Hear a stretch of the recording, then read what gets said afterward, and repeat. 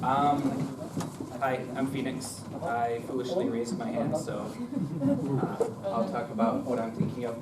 So I'm originally from America, and I'm here now studying at Keio University as Ishikura-sensei's former student now. And what I'm interested in is actually educational software, as far as sort of interactive software, I guess sort of like games, game software development. And how you can use this medium as an educational tool. And specifically, I'm interested here in Asia, especially Japan, because this is sort of where my experience is. Things like teaching language and teaching maybe elementary school level, using it as a way to get kids interested in topics that they otherwise wouldn't really be interested in. And the reason I think that this is a big potential is that kind of what we were hearing earlier is that there's a very big gap between what there is now and what I think is possible. There's a lot of educational software, but it's not really engaging and it's not really all that useful. And there's obviously a lot of games, and the game market is huge and it's growing bigger every year. But that's not really being utilized in the educational field the way that it could be. And I think that there are, if you think, for example, if you think of books, if you think of TV, music, all of these mediums have been utilized in a really good way for education, obviously. Games haven't done that yet. And I think there is a lot of potential, especially the bigger that the mobile market gets, the bigger that the PC market gets. There's only going to be more and more opportunity to grow that. And this kind of software, I'm trying to think of internationally from the beginning so that this will translate across countries, across regions. And as we were talking about, a big important part of it is communication and working together. So the social aspect of it is really important. And I think that that's something as you build it out, it's a lot of it relies on technology, but it also relies on the people behind it understanding how to use that technology and building a system from the ground up that sort of supports that in a way that movies or TV or books don't really do yet. So that's the basics of it. Alice, do you have anything you'd like to add? Probably for more understanding what new we want to take from games into the field of education is that probably all of you have like brothers, sisters, or some cousins that are playing online games or some like very famous computer games. And the thing is that they are basically learning something from these games. For example, online games, they have to communicate with people around the world, and they have to use English language. And the thing is that they are not forced to use this. They want to use this because they enjoy the game. And this is a very important part that can be actually used. And for example, it's like from my personal experience, my brother, he is very interested in the one game which is called Assassin's Creed. And this game is actually based on historical events. Of course, not all of them are true, but a very huge part of this is very historical. And I was really amazed how my brother, who is like really hates studying, he was learning about this because he was really amazed with the culture of this game and like the vision of this game. He started to study about this by himself. So I guess games, they hide a lot of things that can help kids and teenagers to learn with a joy. Yeah. Okay, great, thanks. Thank you. My name is Hideki Yoshioka. I'm running my own business already. So I'm sorry, I'm not young entrepreneur. So I have my specific plan to initiate my new business in Asia. So I asked my group members to help me boost my idea. So I introduced our discussion. Business model, what we sell is sell new class to university in Philippines and Japanese students. And why? Philippine students don't have enough time to study due to part-time job. I have to explain where this idea came from. Since a couple of years ago, I have tried to enhance my business outside Japan, so I started two learn English again eagerly. So maybe as you doing same things, I started to take online Skype lesson, like Skype English conversation lesson. It's been more than 2 years. While I was taking this online Skype lesson, these two things come to my mind. One thing is that I really want to some other advanced education service, like we can get in this global Davos experience Tokyo, or global gender seminar held by Yoko Sensei. But it's so it's not more than English conversation lesson. And second thing is that majority of that online Skype lesson teachers are Philippine in seven, and they are students, and they're university students. And I'm so surprised to see that they are so diligent, so inspiring, so well educated. I'm worrying in the future Japanese young students will be loser. So, but they always complain they have not enough time to spare. They have not enough time to focus on studying their own study in university. In order for them to continue to study in university, they have to earn money. So that's why they are working for online Skype lesson as part-time job. So I would like to resolve these two issues. So this is our business models. When I sit at this table, my idea was still bold. But at the end of this discussion, we could drop this model drawing. So Japanese learners means including me, or the Japanese who wants to be fluent in English. And this is Philippine university students. So many of them are the online Skype lesson teachers, and they go to Philippine universities. And Philippine university has new class that provide group lesson using Skype or some other online communication devices. It's like it looks like some kind of business class. It's almost the same as it, but it's more primitive.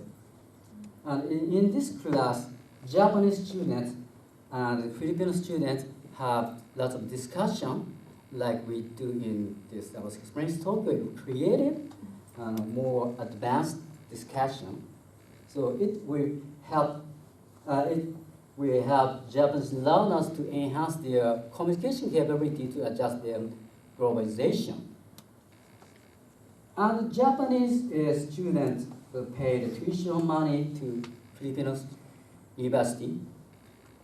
And Filipino students get some benefit in exchange for joining this class.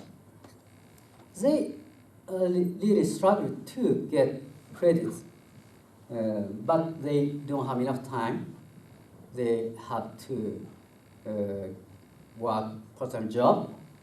So, but if they can some benefit to get more credit in exchange for joining this class, they are really happy. And so another way to get revenue, we look for Japanese sponsor. Some specific Japanese company help university to hold this new class and to pay some money. And they also provide scholarship to Filipino students. And instead, that specific Japanese company can their own tailored class for their own employees. It's alternative their new education service to globalization. So most concerning issue of our discussion is each stakeholder's what is each stakeholder's benefit. So I got really good suggestion.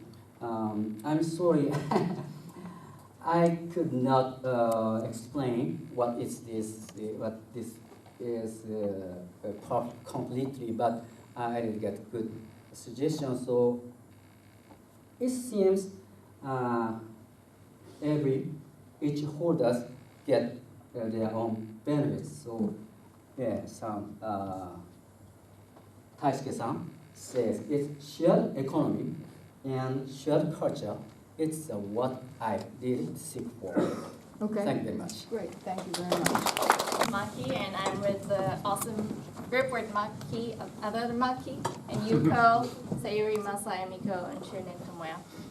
So my business is not really about Asia, but I hope there's like something relevant. So I work with a textile designer from South Africa, Mozambique, Tanzania, Zambia, and creating a brand called Makinto. Basically, it's a new sort of design and fashion brand. But the reason why I'm doing this is Africa has a lot of challenges in terms of like images. And as I asked like a lot of everyone here, it's like, oh, Africa is like dangerous, a bad image, or like poor, like war problems, or like have to be super careful when you go there. So there's like a lot of like image problem that kind of prevents people from going there. At the same time, like actually I was traveling several countries in East and South Africa like recently for 2 months, and I met so many like creative people, entrepreneurs, and as some of you probably may know, like it's like modern city and like modernity, there's cool lifestyle going on. So I wanted to build a brand that sort of tells a story of like this vibrant, modern like Africa through design. But anyway,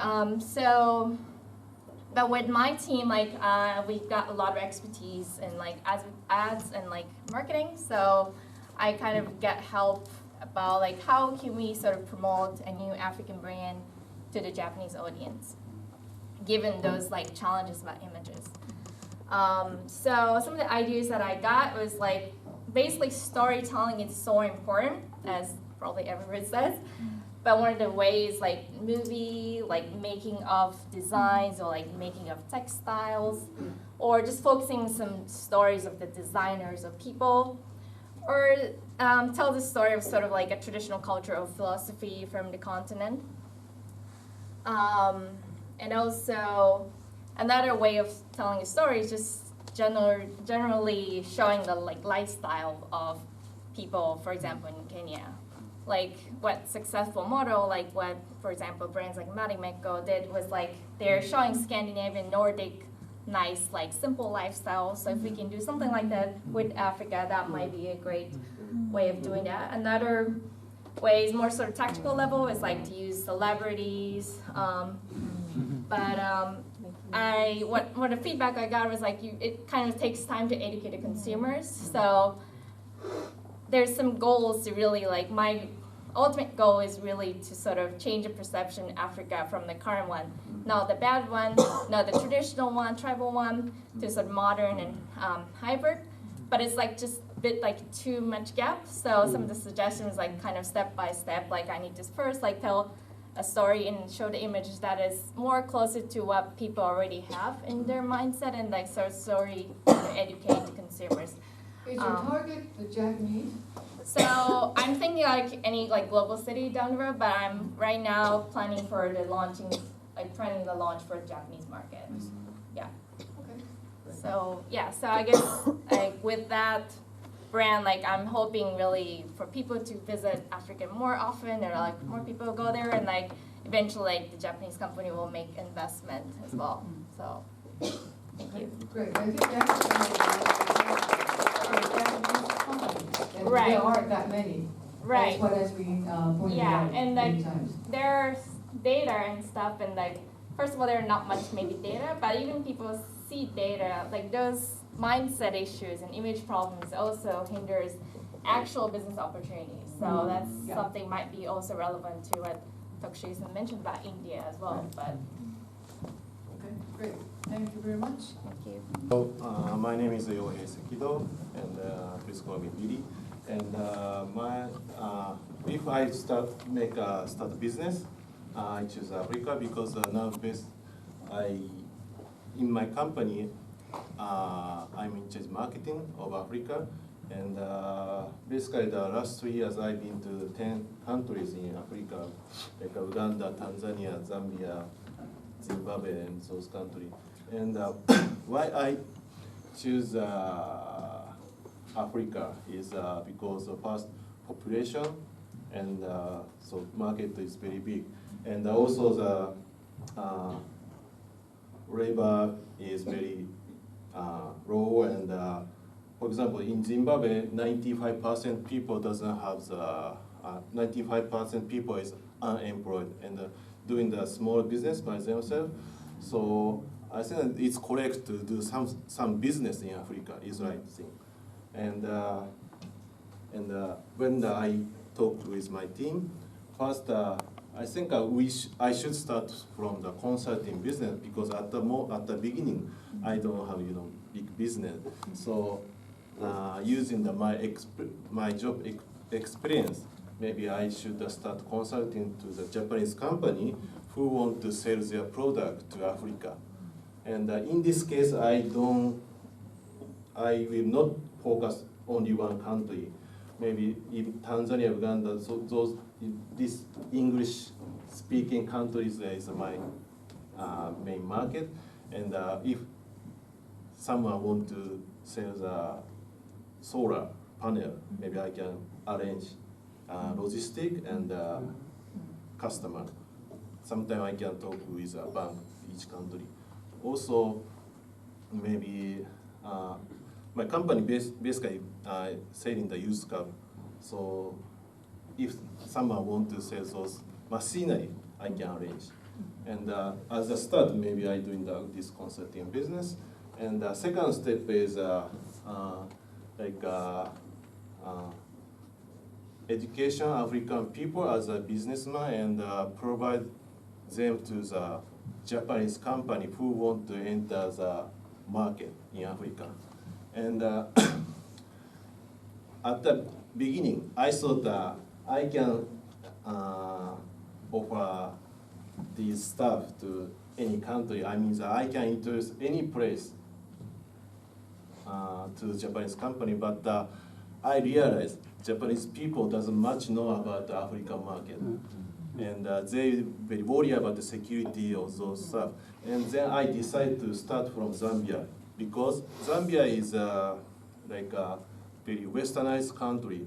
And when I compare with Zambia, Tanzania is more African, and used to be colonialized from the Oman, but Zambia is colonialized from English, so very different. So culture is more familiar to Japanese.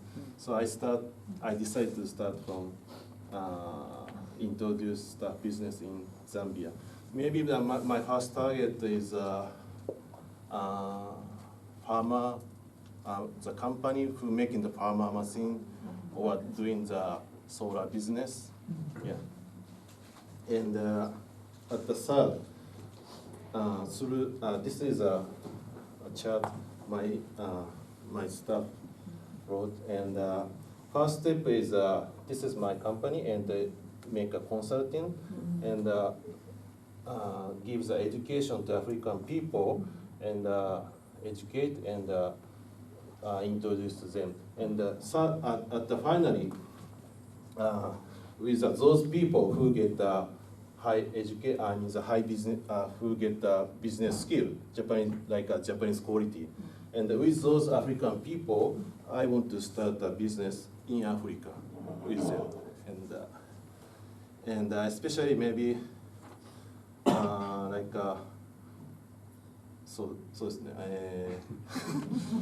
yeah. And one most important thing is when I doing the business in African people in locally, always I can find a business from them. So I believe that I can find a business from when I doing this business. I see, I see. Okay, great. Thank you very much. Hi, I'm Yotaro, and what we want to do is to create platform to introduce Japanese products, story, Japanese culture, and experience or story to show Japanese products quality. We want to build a platform to connect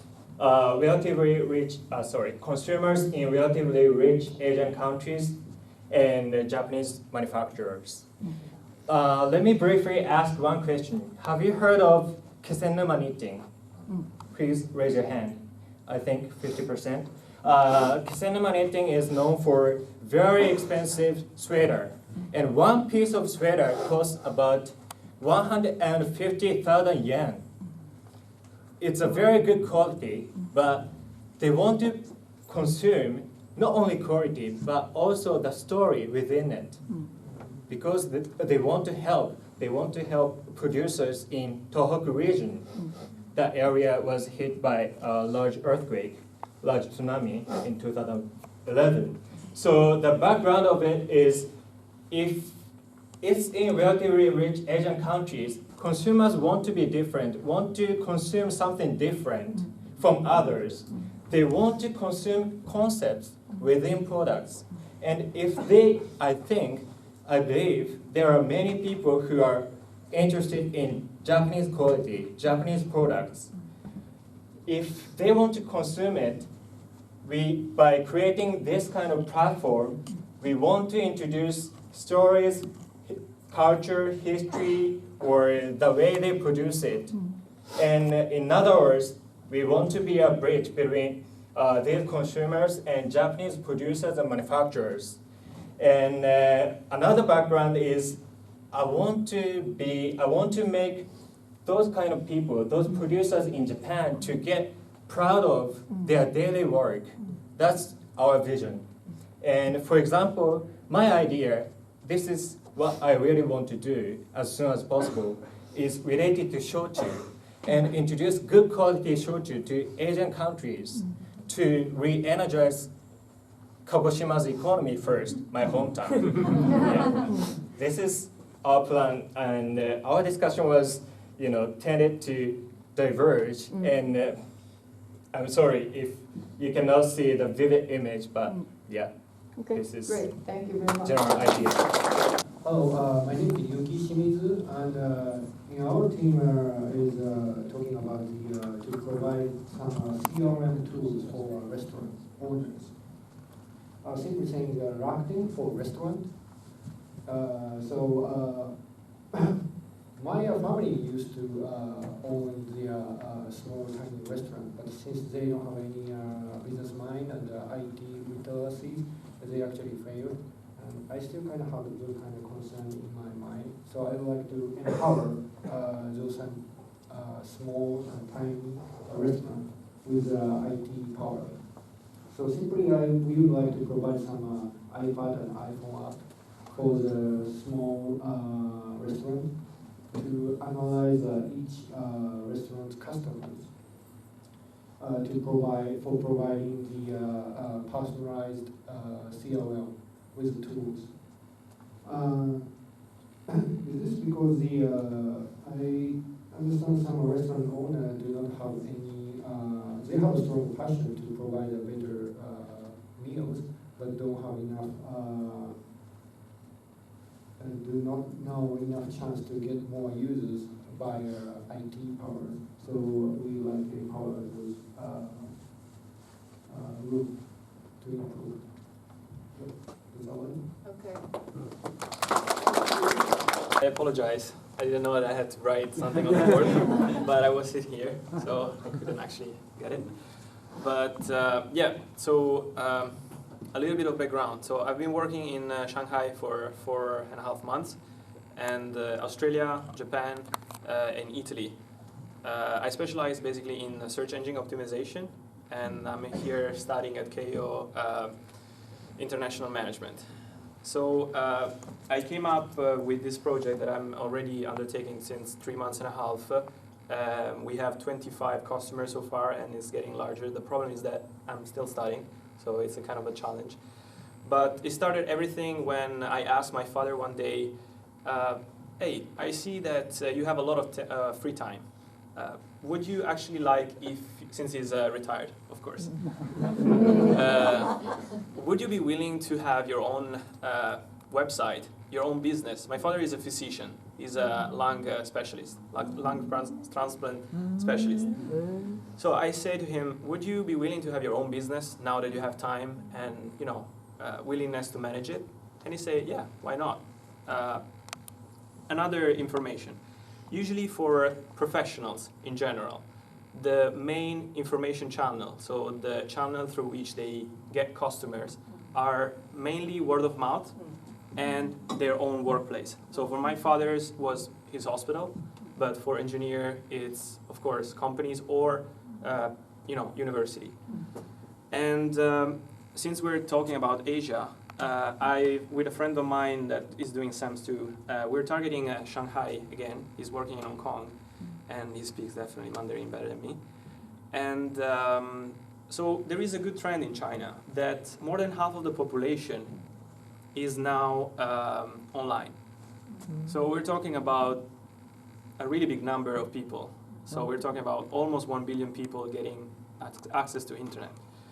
And we're talking also about professionals. So the idea is basically to create, and now this is the product, that we provide, of course, a website for every professional. Professional because they're not small, medium enterprises. So they are not basically clients of big consultancy companies such as KPMG, McKinsey. No offense, professor. And so they are not getting attention from anyone in terms of how to enlarge and enhance their business, because they are entrepreneurs after all. And so the idea is to create their business. So to create them channels between the physical world and the network. And this project was called Oblo. Oblo, means in Italian, but I'm pretty sure in French and other language, means is basically the window that you have in the ship, the circular window that gets you the chance to see through the ship.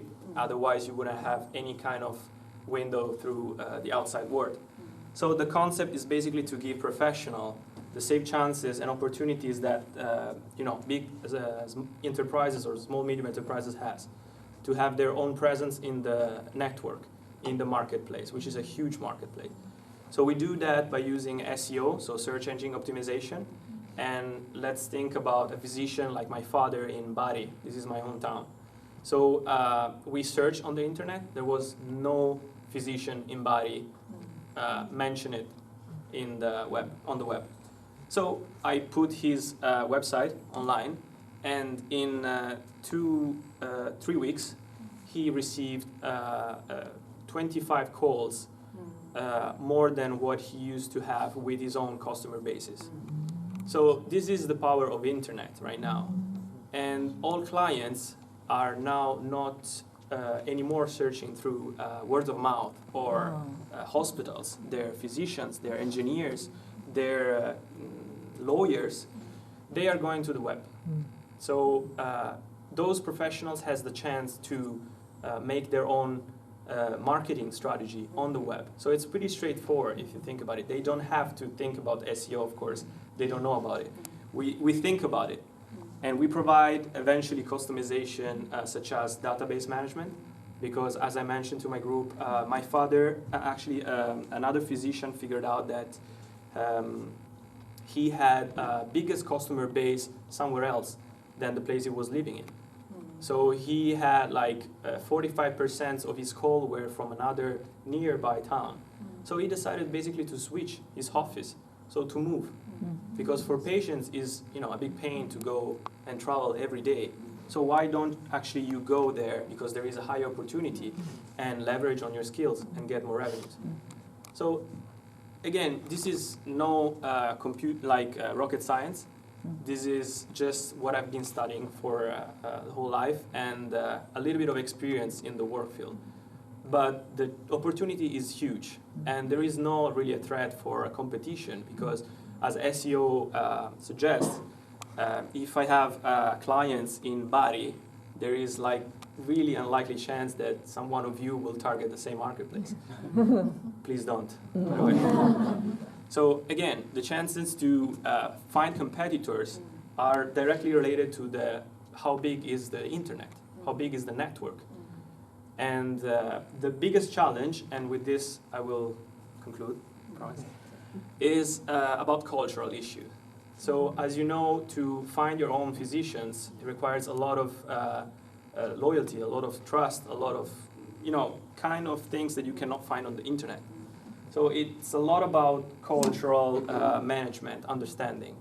So for instance, in China, there is a lot of collectivism. It's a highly in-group and institutional collectivistic society, which means that they focus a lot of empathy within the group. So if you know a people from the group, you're most likely to get inside that group through that people. So we leverage on, we will like to leverage on different cultural clusters. And so, for instance, in Italy, there is a little bit more individualistic culture. So it means that you don't care if this physician knows a friend of yours. You just need to see if the feedback is good. So again, it's about customizing. It's about understanding the cultures, because the network is so big that in order to grasp its full potential, you need to understand the different cultures in which he deploys his potential. So the business is going well. Unfortunately, the time is limited because of study reasons. But again, is a challenge for myself as for my colleagues, because it's stimulating to understand what's outside the oblong. So what's also for us, it's good to see what's in the Chinese market, what's in the Japanese market, which is also collectivistic.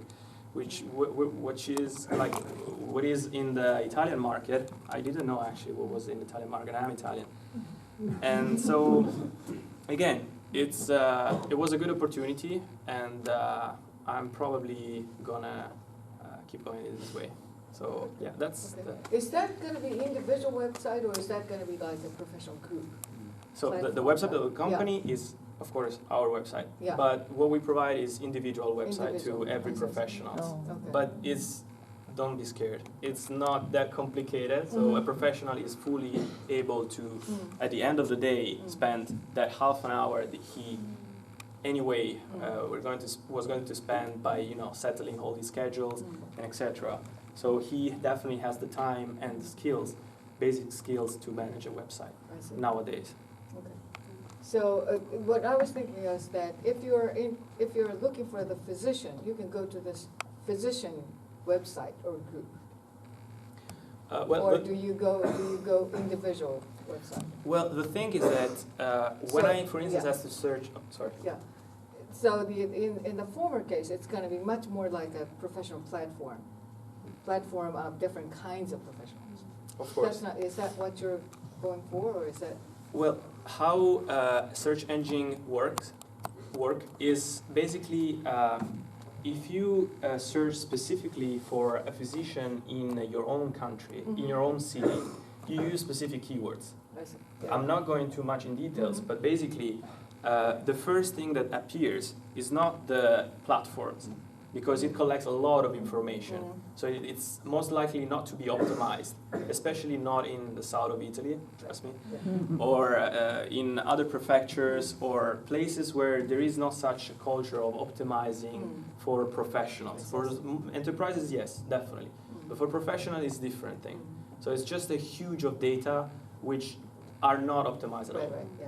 So again, if I search for a lung specialist because I have cough, I need to see somebody in Kawasaki, I type, for instance, physician Kawasaki, and it appears the most optimized website for Google. Right. Okay. Thank you. Thank you. Yeah, especially young people would like to change the job maybe once in 2 years, once in 3 years, in order to increase their salary. So this is common. So also this kind of phenomenon happened in Vietnam, maybe Thailand, Indonesia also same. So how we can retain the excellent people is very important. Also, this is very much more important than Silicon Valley. Silicon Valley, the people is the most valuable asset in the company. But the most intelligent guy would direct many, headhunting happen. So, and unfortunately, when I come in here, I received an email from India. One Indian young guy resigned the job. And then he's very excellent guy. He satisfied our team and job, responsibility, opportunity is very much. But the salary would go up 2.5 times up. So it's mainly related to the salary. So how we can retain the excellent people? Still, I'm considering in a process. But one solution is, one idea is, before we join our company, so before that we need to the value, the mission of our company, and we need to share their values with our company. So that is most important point, and this is one solution. And also we need to care about the people more carefully, especially in a startup. Many problems happen simultaneously. So this is a very, very tough situation. So, but anyhow, retain the excellent people. This is very important key in a global market. Not like mainly happen in Japan. And the comment. Yes. Okay. And then this is my first time to join this kind of conference. I'm very surprised. It's very good opportunity, especially the traditional Japanese people don't have this kind of atmosphere or experience. So this is very good opportunity this person provided. I really understand. Please continue. And then my advice from the experience that start entrepreneurs, from the experience Asian businesses or US businesses, Japanese people mentality. I like Japanese people, but Japanese people, this is a weak point. So if you would like to start a business, maybe you research so much before you start. So much research.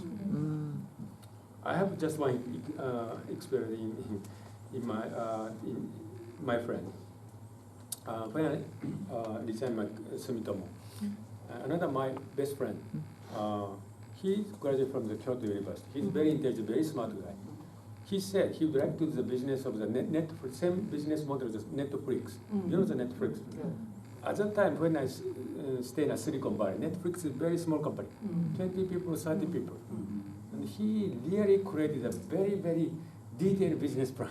And he would like to have a partnership with them. And I said, okay, I'm very welcome to visit them. This is a startup. Now you have a time or opportunity.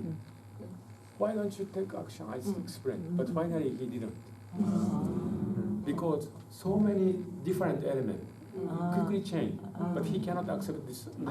He couldn't find the confidence. So my advice is the percentage of the succeed, if you recognize 60%, immediately do, take action. And this 60%, if I say, for young university students, they say, only 6% is okay? This is a Japanese mentality. So this is bad. But from our experience, my experience in US, maybe if the American people see the same phenomenon, same data, okay, they say 70%, we can do. But Asian people say 80%. So this is a difference you should know.